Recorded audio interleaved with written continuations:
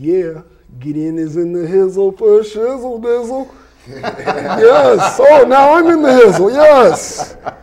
We got an excellent show today. We are going to discuss George Stinney, the youngest adolescent to be executed by the state of South Carolina, which he was only 14 years old.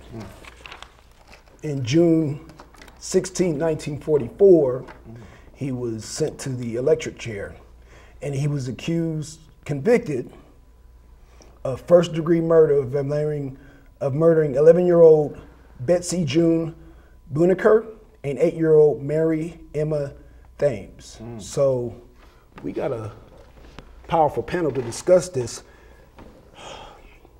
Stinney's family wants to bring the case back up and exonerate his name. And so with that being said, we're gonna discuss that case being brought back up, and we're gonna look at the legal justice system, and we're gonna see how it relates to today, you know? And in that, we're gonna discuss Mamiya's case. We're gonna just, what's the brother that killed Trayvon Martin? We're gonna discuss his case. Zimmerman. Right, Zimmerman. We're gonna discuss the importance, and I know Gideon, he's not gonna agree with this, the importance of voting so we can have jury selection. Yes, that's right, Gideon. Jury selection. All right, so with that being said, I want to introduce my guest to the right. How you doing, sister? Very well, thank you. What is your name? Ebenze. Ebenze, okay. Yes. And what is it that you do in Ebenze? Well, I have a nonprofit organization called The Womb, Okay. and we support needy families. We set up programs, departments actually, Okay. that's broke down into workshops. Okay. And it's for the development of our mothers, our single mothers, single fathers, and their children. Okay, all right. And I noticed you have a Black Panther patch there. I do. Yes. You know, it's funny because, you know, when we met, you said it's all power to the people. Yes. You know, I'm going to slide that in. All power to the people. That's right. On a constant basis. I'm going That's to right. keep applying that pressure until y'all know what I'm talking about. You know what I'm talking about until y'all come on this show and address that issue, because it's all power to the people. Yanga, Right. Yes. What's good, going Black on? What's good, brother? introduce yourself, man. Yang and Kruma. I mean, not much to say about me. You know what I do. Yang and Kruma, man, the actives all around revolutionary, chairman of the new Black Panther Party for self-defense, Atlanta, Georgia. Yes, sir. Southeast Regional Representative. Ready to do the work, man. And just primarily, though, before all of that, a staunch and dedicated Black nationalist. Right, so I see you got the red, black, and green. Oh, yeah. You got the Black Panther patch. Oh, yeah. So is it all power to the people? It's all power to the people, and particularly, it's all power to all peoples, and particularly and specifically Black power, African power to African peoples. So sort of like a democracy, huh?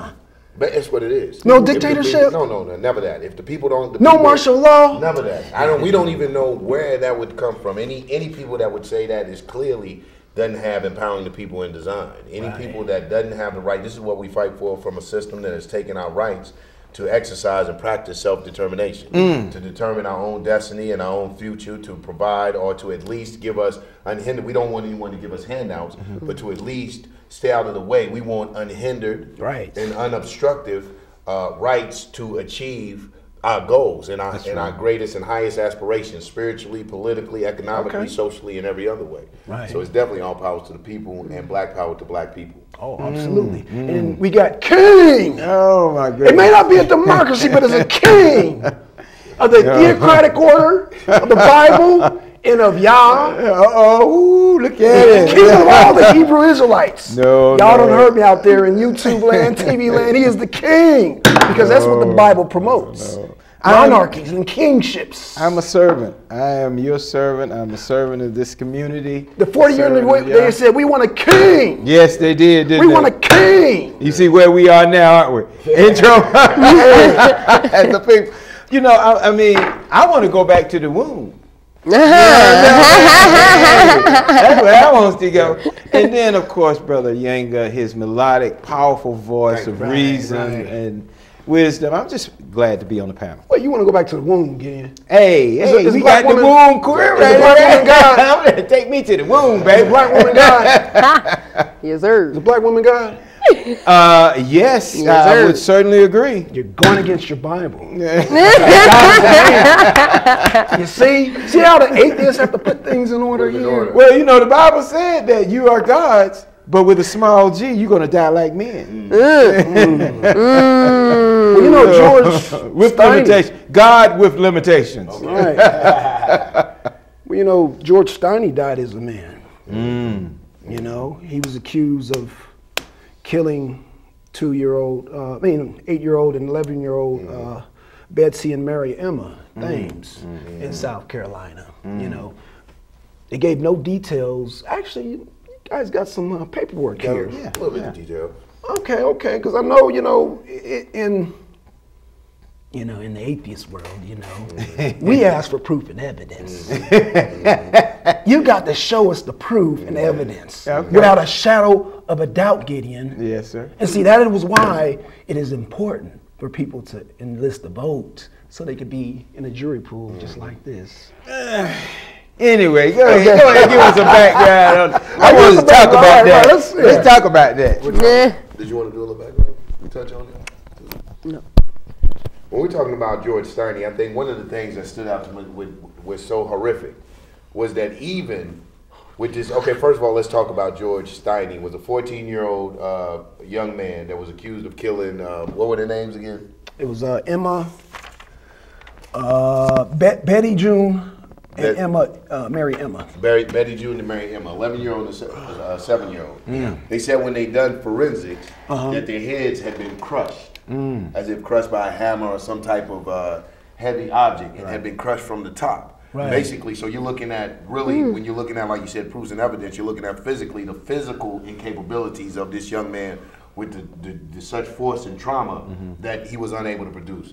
Secondly, the police came and arrested him and his brother when their parents weren't there and took him off. They released the brother but kept him for questioning. Right. Wow. With the parents, and said that he confessed to wanting to have sex with, I believe it was the 11-year-old, and that he was sorry for killing them. Right.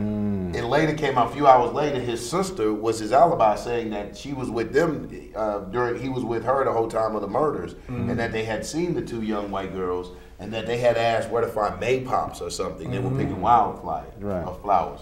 Right. And then even his cellmate testified that while in the cell, George Stinney said, "I didn't do this. Surely they wouldn't kill me. I'm an innocent man. Why would they kill me? And I didn't do it. They wouldn't kill me, and I didn't do it." So you're looking at the mind of a 14-year-old boy who still hasn't grasped the magnitude of what's about to happen. He's like, and everyone's telling him, "Man, you're about to die." He's like, "No, but I didn't do it." Right. You know what I'm saying? And yeah, I confessed. I'm in here with these adult white men. They putting the pressures. No telling any of us who have went through a judicial system or any type of interrogation know the tricks and the tactics the police use. Just tell me. Duress. To make all of this go away. Right, duress. Right. You're not there without proper legal counsel or your guardianship. Then his defense attorney didn't do a cross-examination, didn't do anything to rebut anything or to bring evidence to even raise a considerable amount of doubt. It was just clearly a railroading. Right. And I think one of the things that saddens me, though, is to hear, even in this day and time, that the state of South Carolina is so arrogant that they will not admit a mistake, and they're trying to justify saying, and these are some of their words, that they're justifying is saying that according to the law at that time, we feel like their deal was best. Right. So basically saying we know it was a racist, prejudice, bias, but according to that time. So we should let it stand, because what this does is sets a precedent. Then we have to start examining all kind of cases, and we have to start to put the Mamiya case, and we have to hold it up against the race card. That's right. Which this fascist country, which this multicultural country is trying so hard to pretend doesn't exist, and it doesn't affect the decisions and judgments in our judicial system. So this is it's not just, and my heart goes out to the family of George Stinney, and this is why us as Africans have to back and support and let them know that your son is a martyr. That is not, we understand and we empathize and sympathize with the hurt and pain of the family, but that your son sets a precedence unjust executions and wrongful executions, and not just executions, brothers and sisters who have died in prison and were innocent men and women. This case sets a precedent. So please allow us to use the Honorable George Stinney as that. That's you know what I'm saying, as one of our martyrs in our fight for liberation and the things that have happened to us here on the shores of North America. Okay, before I go to the next person, y'all share the gavel. I'm going to work these cameras. Oh my goodness, okay. Well, the other thing has to do with the issue of this case. See, I don't know if you guys remember the Morris Ford Bridge lynchings. The Morris Ford Bridge lynchings happened in 1945, I believe. The state representative Tyrone Brooks does a reenactment every year of the Morris Ford Bridge lynching. This is in Monroe, Georgia, which is maybe 20 minutes outside of Atlanta. 1945, I believe, which is a year prior to the event that you're talking about, a woman, it was 5 people. It was a man and 2 women, I believe it was, it was 2 men, 2 women, and babies in the womb. They were hung on the Morris Ford Bridge and the baby cut out of the womb. To this day, they have not found out who did it. Why? Because there is a system of compliance, cover-up, disruption, corruption within the judiciary in America. Yes. So when we look at the cases like Brother Stinney, see, this is our history. Right. And if we don't teach our children about our history, they'll never know that Brother Stinney was a martyr. He did stand for our people, but he also stood for the oppression of white supremacy in America. Yes. The question now, this is where we part company, because we're soldiers, we're like laser beams, we eye to eye. But when we talk about voting for, supporting, and assisting this corrupt system by giving them the thumbs up by voting for them, never. Right. I could never do it. Right. I'll never support them. And I tell you this, there has to be a response. Doing reenactments hadn't done anything. Marching has done little. But I want to hear from a mother. I want to go back to the room. I mean, all these cases from the Black Panther group being riddled with bullets, to George Zimmerman killing Trayvon Martin, to the young man in Valdosta, I think his name is Johnson, Kendrick Johnson. Yeah, Kendrick Johnson. In Valdosta, body rolled up in a bag, in mat. Organs removed. And then Elder Sundown mentioned today about another young man went to a door after his car broke down and was Killed. That was a woman. Talk to us. Well, this is a recent one. See, it was a woman the first. This is another one that just happened. This happened last week. Yeah. Absolutely. What do we do as a mother and a fighter and a warrior princess? I think that I know for a fact that our focus on our children is completely gone. Okay. As a people, as a mother, as fathers, definitely the fathers. But what I've come to learn is a lot of us mothers it's very extreme, it's very critical now, it's very serious, you know, as far as getting into the minds of the mothers. And I'm going to focus on the mothers. Certainly. Because I have mothers that's leaving their children in malls. That's right. I have mothers that's burying their children alive, that's killing their children, cooking their children, feeding them to their men, you know. Right. These type of things are things that has been told to us was going to happen, but it wasn't told to us how to handle it. Exactly. How to deal with it. Exactly. How to get through it. So in order for us to get through it, we're going to have some leaders. True. We're going to have some people to set the president. And the only thing that can set the president is where everyone comes from, the womb. So I'm taking the responsibility and obligation to place myself in a position where I serve my mothers, I serve my fathers, my strong, dedicated, devoted fathers, and my weak, lost-minded, ignorant fathers. They need more help. They're the ones that need the help. Because those are our kings. Those are you know, our men, and we're supposed to, by all means, you know, just like Malcolm said, any means necessary, we need to stand by our men. We need to stand behind our men. And because we're losing a lot of our men, whether it's to death or to the jail system, that's a lot of the reason why us women are going crazy. True. You know, so it's really time to get focused and get some things organized within the minds of us women, so that we can start really starting over from the Willie Lynch and reversing it and starting to teach our children what we were supposed to be teaching our children back then. Yes. Teach them now. Let me ask you this question, because this is a powerful question I've thrown out to some intelligent women on Talk Radio WAOK, which I'm an avid listener and participant in. When we look at the case of Trayvon Martin and George Zimmerman, they had a jury pool that was primarily women. And in that jury pool, that was one that was claimed to have been Latino. Right. But when the curtains were parted and the smoke was cleared, come to find out she was a sister. The sister. So that was a detour distraction. Didn't want to be, but they didn't want to identify her as. Exactly. But see, this is my question though. Just like the judiciary, when we see in this case of Brother Stinney, when we look at the Trayvon Martin case, we see a judicial system filled with corruption, collusion, protectionism, and you know, they have an integrated, interwoven system of protection. But yet this sister saw the injustice, but she voted. It was obvious though. I mean. Come on. If she came off as wanting to be Latina, she has a problem with an African identity from the jump. Thank you. That's off the rip. So they already knew that.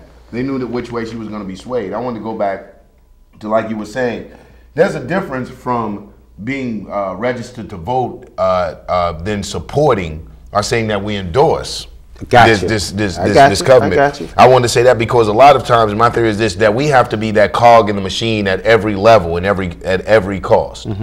So one of the things why I say, if not, we know that the voting is a farce. Thank you.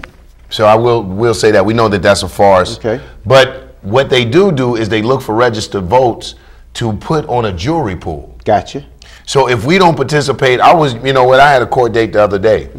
I was going to court and I seen someone I hadn't seen in years. That's right. And in fact, she used to smoke drugs. And I seen her, she said, hey, I'm looking, she said, you don't remember me. I said, no. She said, you guys helped me and this, and I'm like, no. She said, you mean herb, right? You ain't talking about methamphetamine. No, not she didn't smoke white people's drugs. There you go. Okay, go ahead. She didn't smoke meth. She did, no, she actually, smoked crack. Yeah, that is drugs. It's drugs. So she was like, you don't remember me. And like, no, she said, you guys helped me. And I'm like, she said, I'm clean now, so you don't have to put on the weight. So I look, and she looked totally different. Right. Anyway, I said, what are you doing? She says, oh, I'm about to go in here and get out of this jury duty.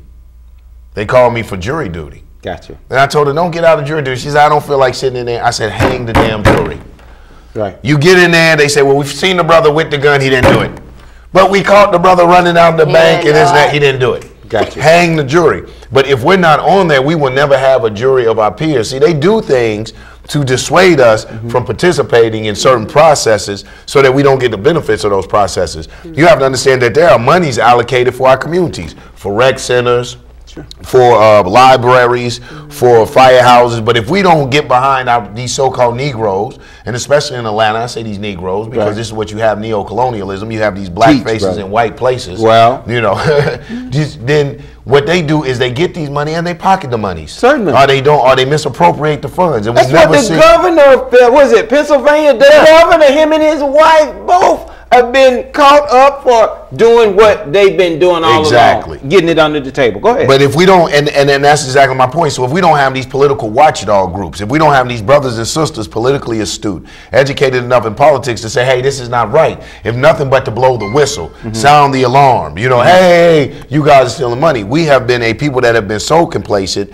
and we get comfortable, to think, and I'm a religious person. I make no bones about that. But one of the things that we have to be careful to discern from in our religion. In our religion and in Islam, it teaches us patience. Certainly. Fasbin Sabr and Jamil. Patience with a beautiful patient. It teaches us patience.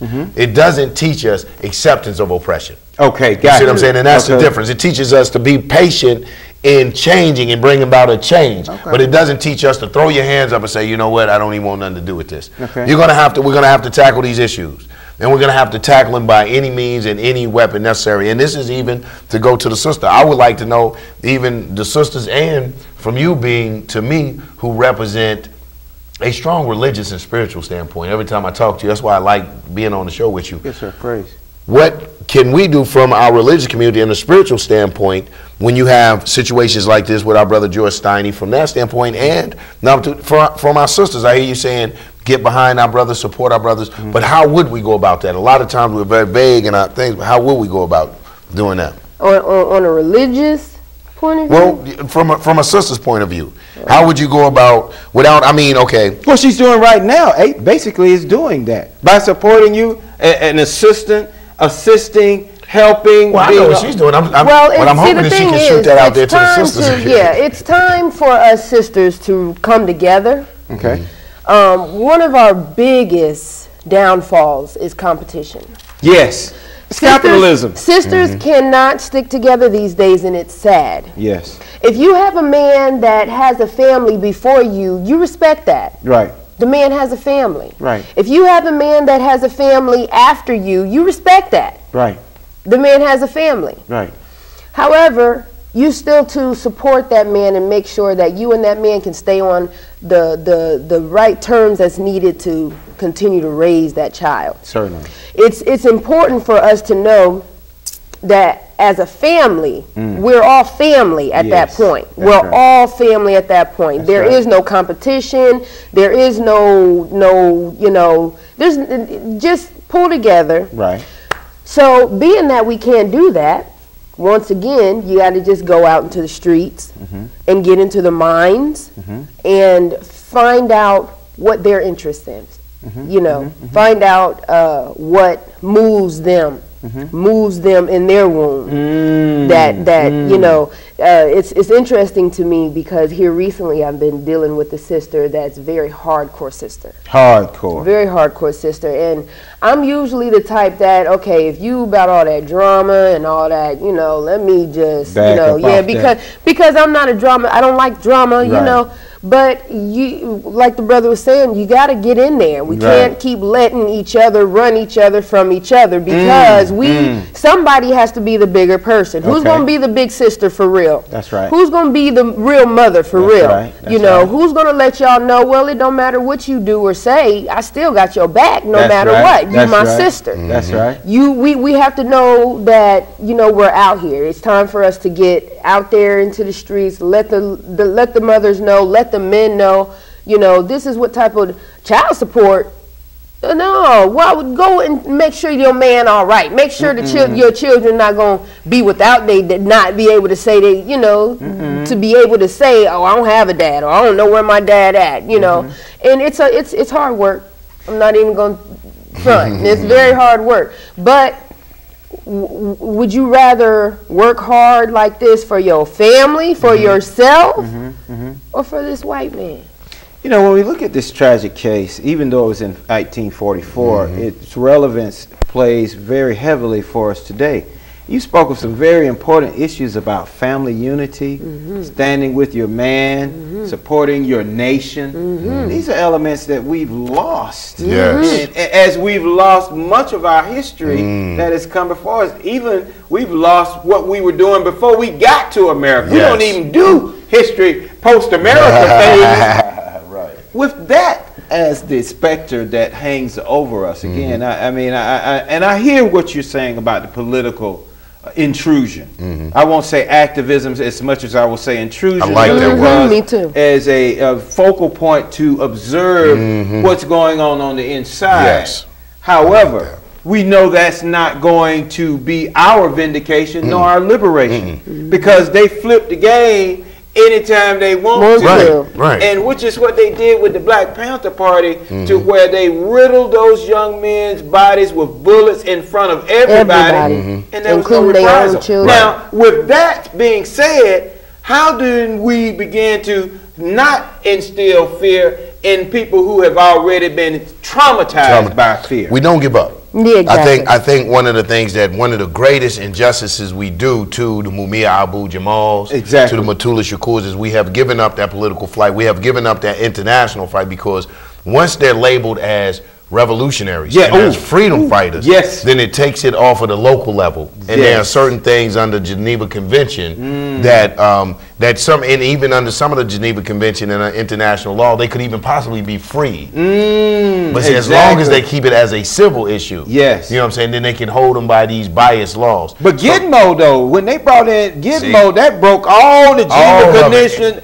Exactly, but by them having, even though they were alleged terrorists, by them having an international voice crying out for the injustices, then that was investigated and looked at. As long as we allow our people to languish in the jails under so-called civil disobedience or breaking of the civil laws, then they would never, their status would never be elevated to the true freedom fighters and revolutionaries they are. They were waging a world revolution. The world revolution, or the revolution, a humanitarian revolution, just happened to take place on the shores of North America. And since the shores of North America, and since this country is a bully, an international bully, and an international terrorist amongst people, he not only does he terrorize us to not get involved and push their plight and push their case and bring exposure to it, he threatens the other world from getting involved. Well, that's what you were talking about in the judiciary. Now, remember, Trayvon Martin's case, they knew that the judiciary was wrong, that the Sanford police had hidden facts, had messed up the case where the actual murder took place. So, in essence, even in the jury pool, she made it there. She was still governed and placed in fear being on the jury pool. That's why she was elected, though. See what I'm saying? We don't have enough of us to get past the screening process. You know, they can pick and pull. So that we didn't have enough of us to get past the screening process. This is what I love, that word you said, this political intrusion. This is what we have to do. We have to be there in their face. It's just like when Mandela. Mandela would have stayed in a South African prison. De Klerk had no intentions of freeing him. Of course not. But when that exposure came, you had people over here not buying Coca-Cola. Now, anybody that has supported apartheid, it became an international affair in London, Paris. The world was screaming to free Mandela. Free Mandela. Had it not been brought international attention, we would have not even known who Mandela was. Certainly. This is true. So this is what I mean by, like, I love that word, that political intrusion. Getting the message out there is not for us to put our faith and our beliefs and our hopes that if we get in there, if we integrate, if we vote, we're going to vote our way to freedom. We're going to, we're going to politic our way to freedom. That's BS. That's right. But Malcolm said, like our brother Malcolm said, who to me was a father of black nationalism here in America. Like he said, that wherever you find us in the majority, we should control the politics, the economics, the social, everything. If a politician comes in our community and we're there the majority and he's bantering to us and trying to get our support, we have to control that. And when he becomes our ward representative or anything like that, we need to have that group that sits in and looks over his thing. What are you doing? You know what I'm saying? We were allocated $1 million and all we got is a sliding board. You know what I'm saying? Where's the rest of the money? But you're riding down the street in a Rolls Royce. So the way that we will be capitalism. So the way that we will be able to isolate and separate ourselves willfully, not segregated through force, but willfully separate ourselves, is by making sure they don't do to us what they did to the Panthers. See, the Panthers was effective because they waged a revolution. They was in their face. In their face, using their laws. Yes, sir. We have the right to bear arms, this and that. Thank you. So then what they started to do is try to change, they changed the law. See? They changed the law, through the judiciary. Through the judiciary. And I'm sorry, that's what I was going to say. When I said the white man, I meant this system. Thank you. Because I used to boggle my mind. I know that somebody can just come up with if the system who programmed all these rules and laws and regulations had the genius to come up with this. One of us have the genius to come up with a way out. Oh, absolutely. So the simple vision, the vision is simple. Take their same laws and apply it to ourselves. Take their same rules and restrictions and regulate and apply it to ourselves within ourselves. Not allowing them, the system, the government, to allow you know, no longer allowing them to run our communities, let alone our homes. Why? Because now it's gotten to the point where they've used so much genius on us, Yes. as if they were over their power It is more powerful than ours, and it is not. It isn't. But they've had enough genius and illusion, enough time, right, to get us to the point where we're even in our own homes destroying each other. Now, see, I want to throw this one at you because, see, you mentioned Mandela. I want to broaden and expand the conversation about Mandela because there were several things going on with him. Mandela represented the ANC, Yes. but then you had the Zulu Nation, who are the indigenous people. Yes. So you had the Afrikaners, who are the white folks. White folks. Then you had the ANC. Then you had the indigenous Zulu Nation. Exactly. So you have to look at that aspect because just like us here in America, we represent the ANC in similar fashion. We are the colors. That's what Mandela's group was known as in South Africa as the colors.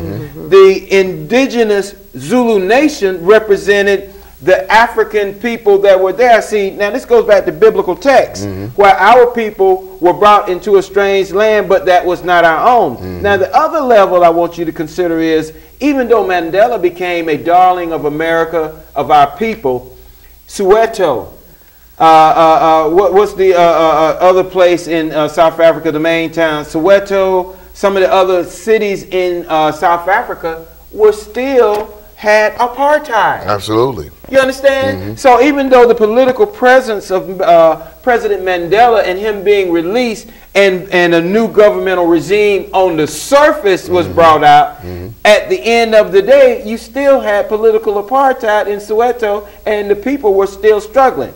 The masses of people, it's like you said, with the Zulu Nation and the ANC on the colored, we have that same thing going over here.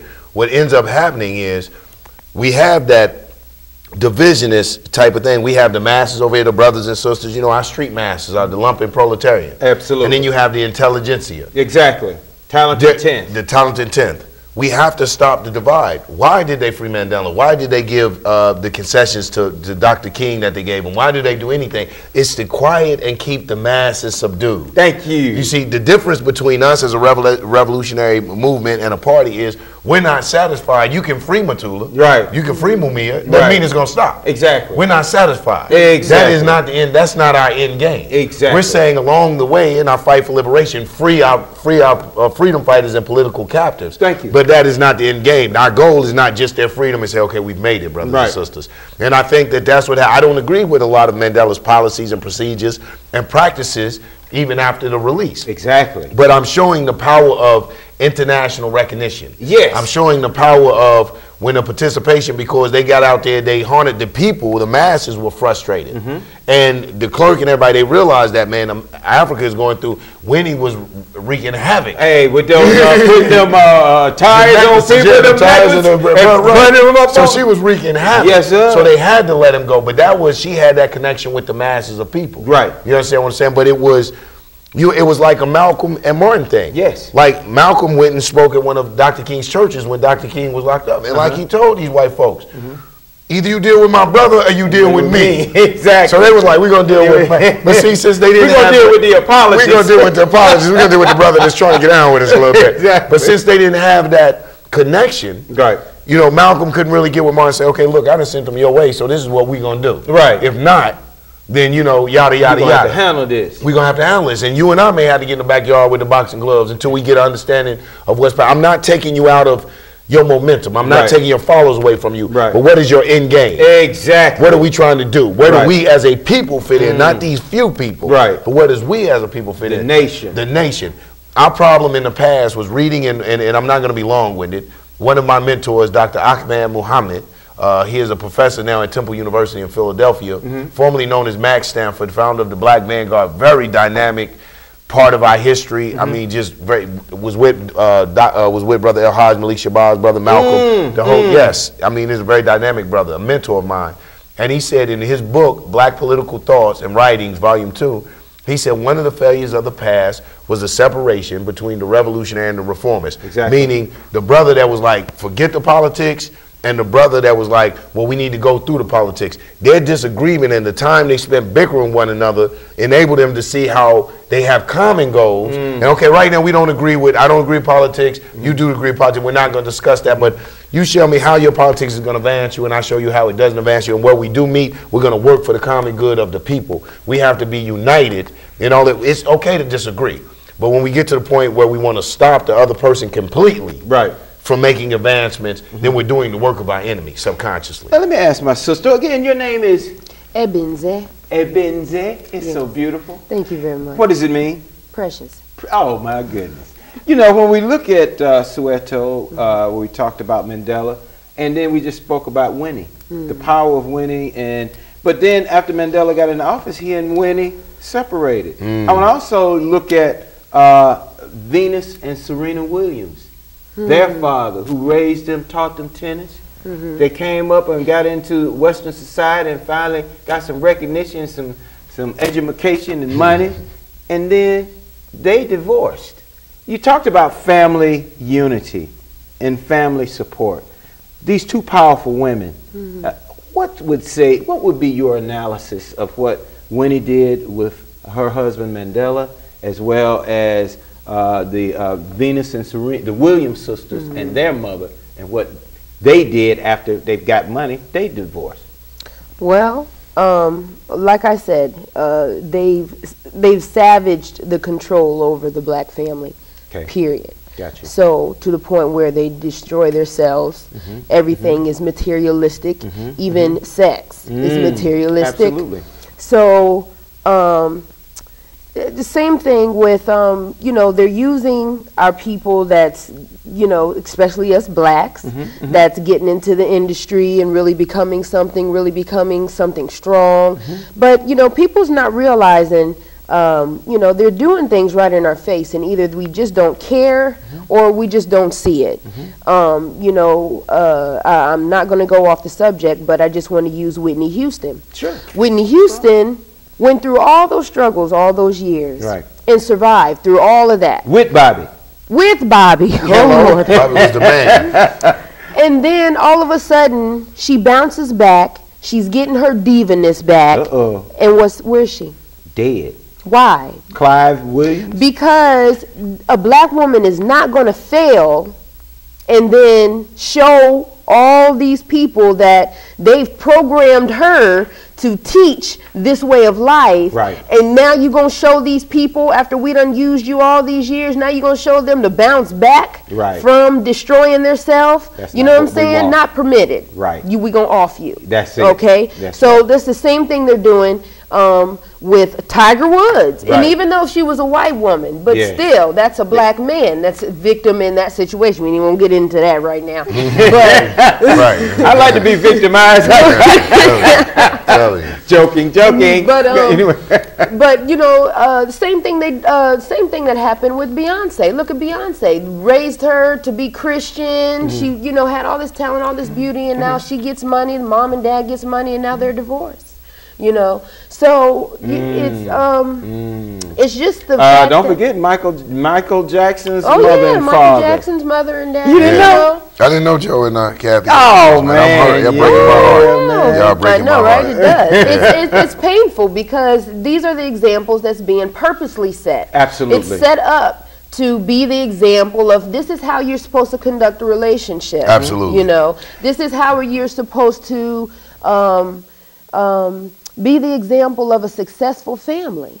If you had to look outside of America for a model for yourself, for your family, where would you look? Where would I look? Well, I guess I'd be a complete hypocrite if I said Obama, well, that's definitely inside America there. That's deep in America. You talking about Michelle. Okay. I'm not mad at that. I'm not mad at that because we are unique. Go ahead. Where would you look? That's a toughie. It's very because there's really no one out there that's, even if I was to pull something just out of my sleeve, I would say the Smiths. The Smiths. Because even though Will Smith, Oh, Damn, really? Wait a minute. You did say outside the country. Yes, please My go apologies. far outside the country. My apologies. Outside the country, You drawing a blank? there is nothing. Oh my goodness! Exactly. See, America, is nothing. come on, But I'm gonna tell you, I think that's one of our biggest problems. That's Exactly. why I couldn't We're even right. ask We are them. cut off from our roots. Roots, and we try so hard True. to look outside for our, whether it be Islam, We do. Hebrew Israelites, Buddhists, and there's nothing wrong with accepting these things, but we have to understand that here in America, we are a unique specimen. Yes, absolutely. We are a unique African. Absolutely. We are different from the African and our brother and sister on the continent, so we are unique. Exactly. And so I think that one of the things that hurt us was during the civil rights movement, our integration. It wasn't just a economic integration, but it was a moral and ethical integration. Right. We had developed our own culture and our own moral ways and norways here. There was things we just didn't do. Right. You could watch the news and know that a white person had committed a crime. Exactly. They were like, 3 babies were found dead. Oh, we ain't killing babies. Somebody just jumped out of a five-story building. That's Because so the mall is true. closed. You know what I'm saying? So we would know. You could just, I mean, and I know this sounds stereotyping and profiling, But but it's it the was truth. just the way that we knew. You know, like you said, someone eating a baby. You knew That was That was a white person. Right, because black folks would take other people's children in. Baby, where your parents at? Yeah. Come on in here and get some eggs. Exactly. We'll Exactly. take Nene's children in, we gonna feed them. I was taken in. Exactly. And when the mama get home, I seen a little bug coming out. I mean, many a time they see me out the time I wasn't supposed to be playing there. Where your mama at work? Come on in here. But she ain't at home. I want to run the streets. Right. Get your butt in here. Exactly. When my mother get home, she'll take me down there. He was at my call. He's at my house. I seen him out past nighttime. That's right. So That's right. there were things, when we integrated, we lost those things that made us unique. We lost those things that made us a community. That's right. Our values didn't go to the man. The hero in the black community wasn't the man that drove the Lex. If your father was the garbage man, He was your hero. He was your hero. As long as your daddy got off that bus or whatever at the end of the day, That's he would run up to right. everybody Oh, man, and this and yes, that. So yes. but now that we have become capitalists and integrated so much, the measure of manhood and value is his net worth. Exactly. When did we get to that point? Yes. You know, I can do bad by myself. What's right. happening, baby? Ain't nothing going on but the rent. I mean, when did we get to this point that my manhood is valued by my net worth? Absolutely. Like you said, when I was coming, my father worked at Berea. He worked with young men and drove a van. Right. And he was the man Exactly. in the hood. He didn't drive a Bentley, and when he got off, Brother Carl, Yeah. what's going on? Because he always had a piece of candy for the kids if it wasn't nothing but a peppermint. Yes. You know, and a good Exactly. word. So when Yes. we got away to holding our heroes to Bill Gates, Yes. to these other people, Yes. then our young men, it started becoming very materialistic. Hugh Hefner. Hugh Hefner, very capitalistic. So now the measure of manhood is what you drive, Right. with the worth of your Your clothes, sexual exploits. and all of this. So we've gotten away from, so we have really got, even like you said, even though, and I hear women now say that, you know, well, man of this, man of that. Even then, when a brother did his thing, he was responsible. I know brothers coming up, I used to see men have 2 families, you know, Yes. across town. So even when he did his thing, Yes. he did his thing. He had children, he Yes. was raising them, he Yes. was paying bills. So he was doing the whole shebang. That's right. Well, my sister mentioned that. She said, if a man has a woman, a family before you come in, respect Respect. that. F that. See, that's old philosophy down that the young women, now you may just be espousing because you're on TV right here, but you know behind the scenes, you say, this my man, you know, all this other stuff. But at the end of the day, this has helped to sully, destroy, corrupt, Yes. undergrade our community. Yes. But how we get it back, that's the relevant point. And of course, this is a live television show. 770-559-2999. 770-559-2999. How do we get it back? Like I said, I really think Revolution! It's the solution. I was going to say, Is the I solution. really think to speak as a revolutionary, we really have to start drilling our children. But what about the It's just- apologists for white supremacy? And who are the apologists? The educators, the politicians, the well-to-do, those, even there's some poor folks that are apologists too now because this is all they know. So when you have a quandary of apologists telling you that Whitey is doing this because all these judicial decisions that he's made against us is because, and you should go back and continue to fight in the court system in the judiciary and in the political strata that still 50 years hence the Voting Rights Act, which has been repealed, by the way. Yeah. Wow. It hasn't gotten us anywhere. So where do we go? I mean, with these cases like this on the record, when we continue to see these happening, do we become rebel rousers? You said rebel? Rebel rousers. Troublemakers. See, in the community, all the good Negroes, all the Bill Gates and the Bill Cosbys and everybody that's love Whitey in that position are saying, y'all need to just sit down and chill out. That's why we don't see them. The apologists. The apologists. Right. You know, I'm under. I mean, even Obama has fallen into that. Well, absolutely. I mean, I don't disrespected him to that. I don't think first day. I don't even think he fell into it. I don't think he ever was out of it. Yeah, that's true. You know what I'm saying? But see, the thing is what I don't mean cut you off, Chairman, but the thing is, what has happened is he's finally been forced to come out with the fact that he's a puppet. Yes. Hello. Yes. Now, now they're pulling his hand. Now he's been forced. Now, you know, you come out with I was just saying that today. You come out with this stronghold and you done did this and created this insurance policy and you know, and now you turn around and apologizing to us for not being able to hold. He wasn't apologizing to us. No, he wasn't apologizing to us. He apologizing to them. But that's not what they were making it seem like. Well, right, he's always going to have that opposition. You have some people that are traditionalists. One of the things is we're not as traditional as the good old boys. Right. You know, some people are traditionalists even if it means the sink shipping.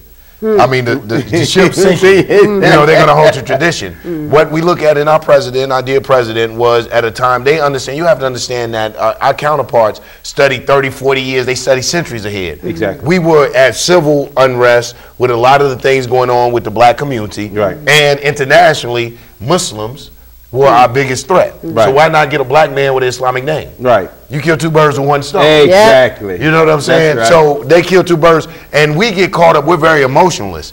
And I think one of the things you asked, how do we solve this? We solve this by becoming self-determinists, by taking control of our destiny again. By there's no such thing as rebel rousing. I'm reminded of an author that I like in The Wretched. In fact, it's the author of The Wretched of the Earth, recommended reading, and I know as Panthers we read it, but the author's name is Frantz Fanon. And Frantz Fanon said that you cannot tell a man how to fight for his survival.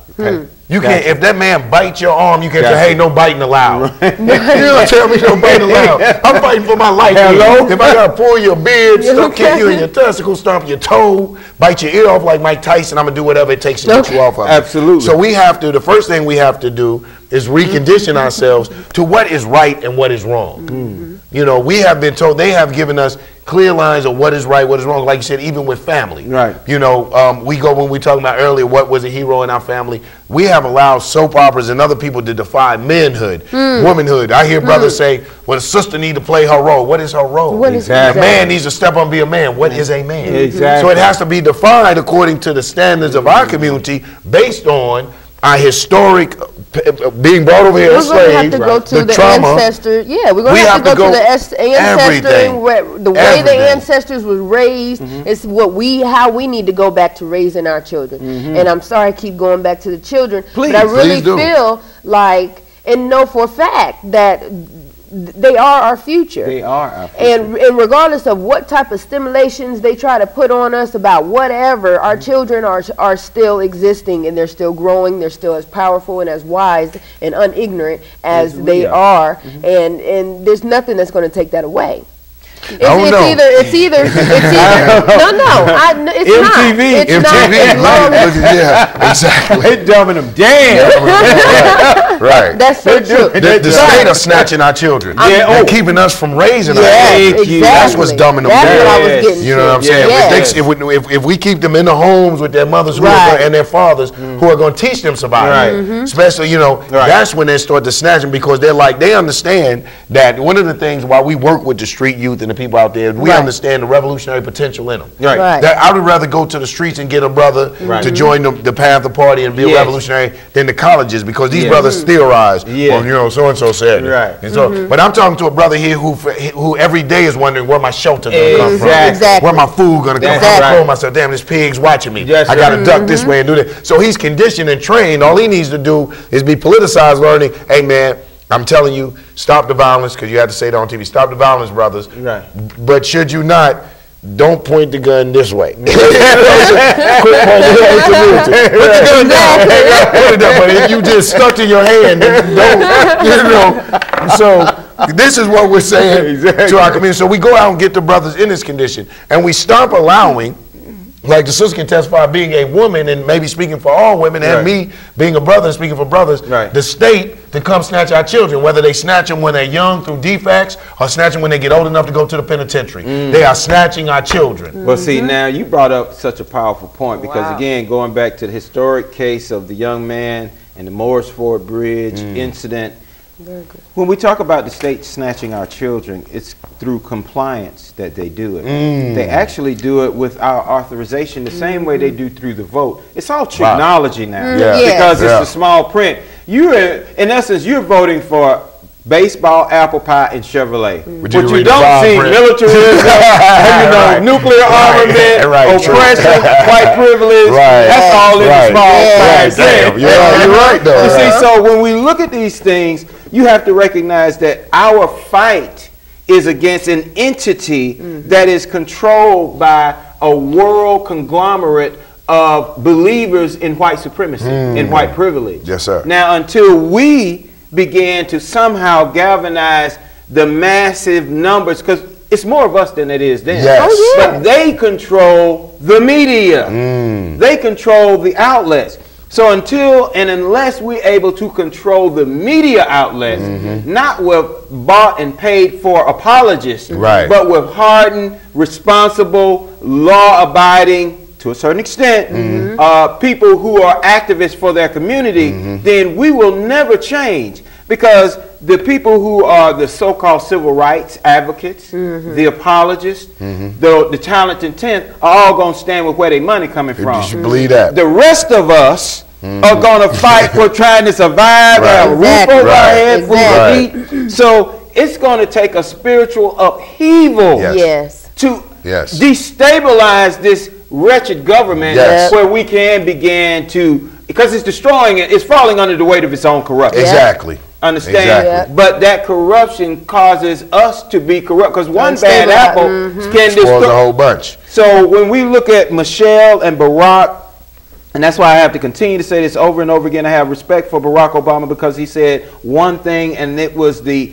epitome of truth for me in reference to that office. He said in the captain's seat, you cannot change this political government from the inside. No, wow. Well, if you can't change it from the inside, then the only force that's going to be is going to be an external force to destroy the political gerrymandering. And this is another thing.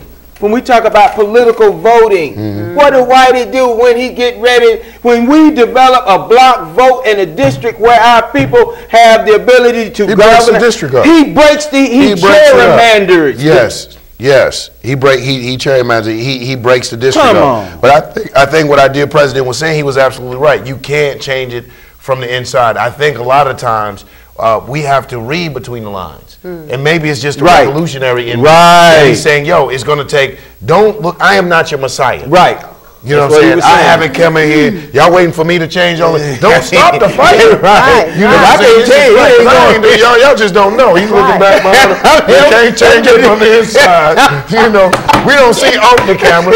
Like, you know, the cameras don't show me. So we don't see who's standing behind him. Like, you better, boy. So he's telling that it's still going to take your work. It's going to take, I'm going to do the little bit I can do, because that's what I was groomed to do. That's the role that I play. I think what I'm saying as a revolutionary and an advocate here, that every person has a role and responsibility.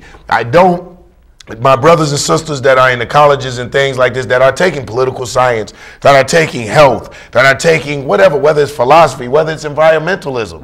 Because we talked about the water. What I'm saying is that us as organizations and Africans here in America, we have to stop to think we're going to have a one Masonic figure that's going to come lead us out of this, that we're going to have one Masonic organization. We as the New Black Panther Party don't say that the Black Panther Party is going to lead you solely by themselves. out of the oppression and out of the tyrannical rule that you're in. Exactly. We're saying we're tackling it through a revolutionary means. Exactly. But we're willing to work with our women movement. Certainly. We're willing to work with the environmentalist movement. Right. Those people that have those specialties. Right. And until we come together as a nation, because a nation is comprised.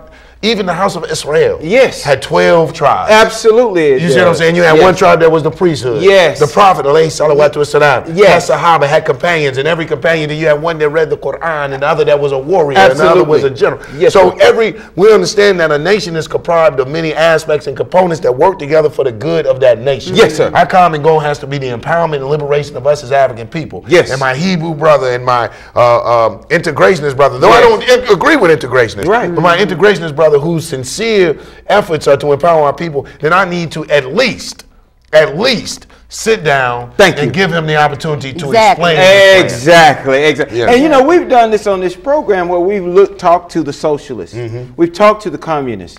The common denominator I came up with, they are still white philosophies. Exactly. Because the question we ask, how is it going to empower us as African, Hebrew, whatever, when the philosophies still come from our white folk? And what's going to stop them from having white privilege under the socialist agenda, under the communist agenda?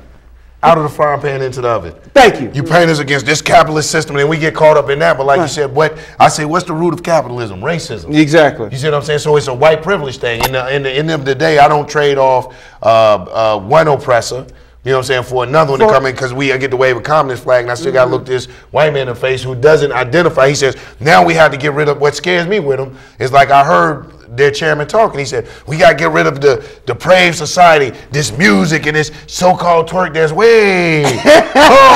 Because now you're judging my culture. Exactly. You know what I'm saying? Like I said, twerking is an African man. You know, so, and even if it isn't, whatever, it is our responsibility to decide what is hurting and harming our community. How dare you? Exactly. You don't have the right to come in here and say what's a degradation or immoral for society, especially our society. Yes, sir. So right now, trying to integrate, shaking off the shackles of one slave master for another one because he has went into Africa and has got African communalism and philosophized it to a communist and put a white face on it. Exactly. It sounds like it, so we're going to run to that. We're running to our enslaver. Thank you. You know what I'm saying? So we don't do the white privilege. You know, I think it's a unique thing from even our spiritual concepts, even me as a Muslim. Yes. And I identify with my Arab brother and love my Arab brother in Islam and any brother. But just like the Arab would tell you, the Arab, before the Arab will sit there, if he has $100 and two people are starving, or if he has a piece of food and people are starving, you have an Arab Christian and a black Muslim, I'm willing to guarantee you that he will give that piece of food to that Arab Christian.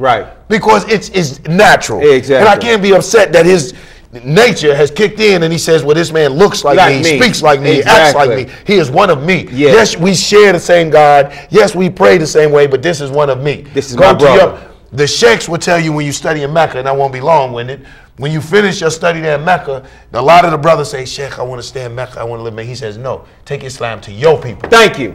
That's right. That's what he tells them. Don't stay here. Right. We already got it. We got this. Get on about it. It's hot. We don't want all these Negroes running around here. You got your pants hanging down. Go take Islam to your people.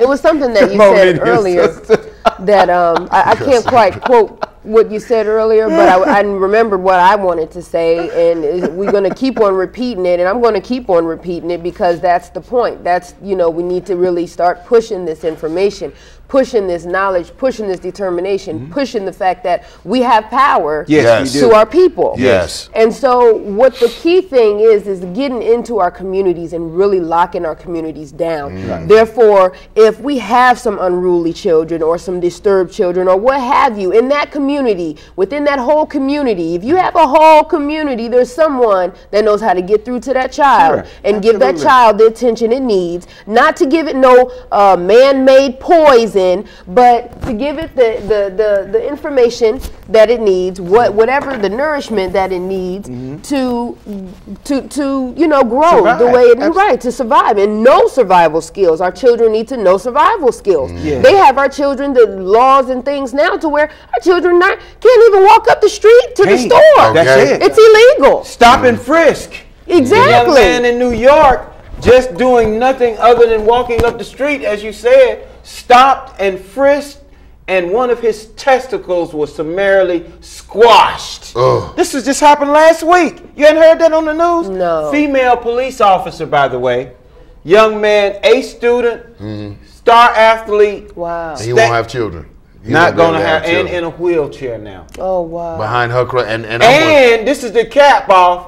He's still arrested for resisting arrest. after they squeezing his See what testicles I'm to saying? death. And see, that's what I'm Then saying. I'm wondering, was she homosexual? Okay. she's When in the a- world, you have something's wrong. Yeah, there's definitely something wrong with her. Right.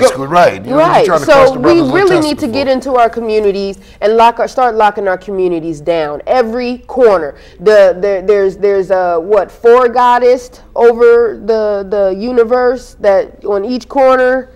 Something like that. Probably I what think an that's Egyptian tower philosophical or Yeah, okay, you just lost me. But anyway, Whoever got that.